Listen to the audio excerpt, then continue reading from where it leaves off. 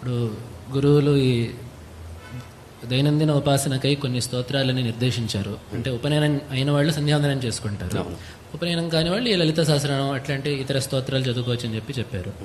అయితే ఒకవేళ కొంతమందికి ఏమిటంటే గాయత్రి అమ్మవారికి సంబంధించిన స్తోత్రాలని ఆ సంధ్యాకాలంలో చదువుకోవాలి అని చెప్పి ఉంటుంది. అది కూడా ఉంది. గాయత్రి అమ్మవారికి సంబంధించి ఇప్పుడు సంధ్యావందనం ఉన్నటువంటి వాళ్ళు ఏం చేస్తారు అని అంటే గాయత్రి జపం చేస్తారు, గాయత్రి మంత్ర జపం ఇవన్నీ చేస్తారు. అది ఉన్నటువంటి వాళ్ళు అది చేస్తారు. అది లేనటువంటి వాళ్ళ కోసం విశేషంగా దేవి భాగవతంలో చివరి స్కంధంలో 12వ స్కంధంలో గాయత్రి స్తోత్రము అని ఒకటి ఉంది విశేషంగా. అది చాలా విశేషమైనటువంటి ఒక స్తోత్రం. ఆ స్తోత్రాన్ని చక్కగా సంధ్యాకాలంలో పఠిస్తే అదే విధమైనటువంటి ఫలితం మనకి లభిస్తుంది. ఫలితంలో ఏ విధమైనటువంటి తేడా ఉండదు.